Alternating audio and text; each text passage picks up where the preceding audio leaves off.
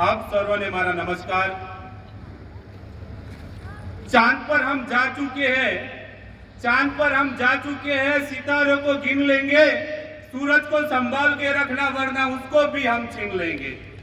15મી August 1947 માં ભારત દેશ આઝાદ થયો। એના 24 દિવસ અગાઉ બંધારણની એક બેઠક મળી અને બંધારણ સભાની અંદર રાષ્ટ્રધ્વજને માન્યતા આપવામાં આવી।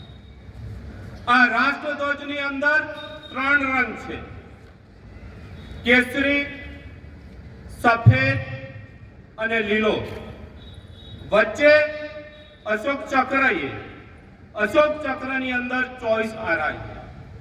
કેસરી રંગ એ બલિદાનની ભાવના સૂચવે છે। આપણા દેશના નેતાઓએ દેશની પ્રજાનું અને ભારતનું ભારત પ્રત્યે પોતાની ફરજ અદા કરવાની। સફેદ રંગ એ પ્રકાશ સૂચવે છે, એટલે કે આપણે હંમેશા સત્યના રસ્તે આગળ વધવાનું।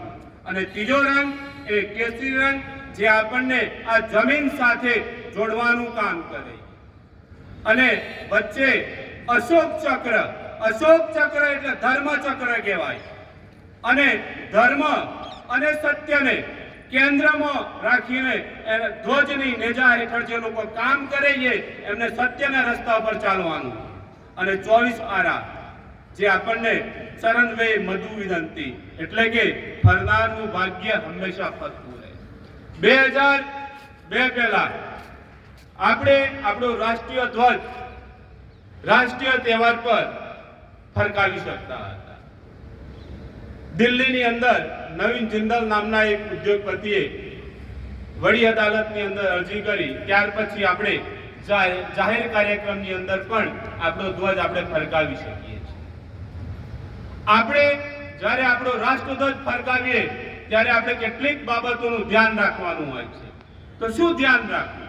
ધ્યાન એ રાખવાનું હોય છે કે રાષ્ટ્રધ્વજ જ્યારે ફરકાવીએ ને ત્યારે ઊંધો ન ફરવાય, એ ગંદો ન હોય, એ ફાટેલો ન હોય, કારણ કે રાષ્ટ્રધ્વજનું અપમાન છે અને રાષ્ટ્રધ્વજનું અપમાન એટલે આપણું અપમાન છે।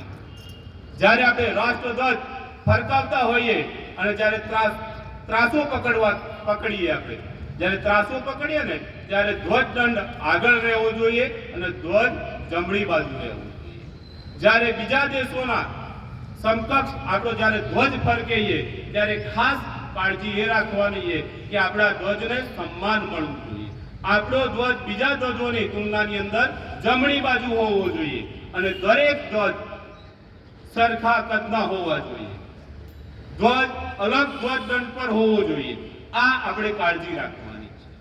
જ્યારે આપણે વ્યાપારી ધ્વજ સાથે આપણો ધ્વજ જ્યારે ફરકાવીએ ત્યારે એ ધ્યાન રાખવાનું છે કે આપણો ધ્વજ વચ્ચે હોવો જોઈએ, પણ જ્યારે એક કરતા વધારે ધ્વજ ફરકાવવાના થાય ત્યારે ટોચ પર આપણો રાષ્ટ્રધ્વજ હોવો જોઈએ।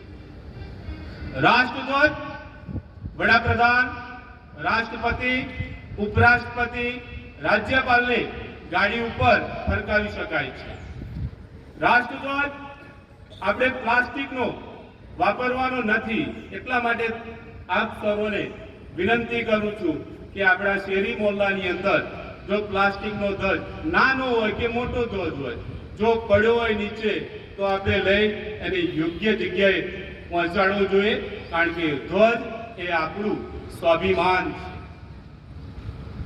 હવે મારે તમને કહેવું છે, જો આકાશની અંદર આ તિરંગો લહેરાય છે, આકાશની અંદર તિરંગો લહેરાય છે, આ તિરંગો અત્યારે ભારત વર્ષની અંદર છવાઈ રહ્યો છે। જય હિન્દ, વંદે માતરમ।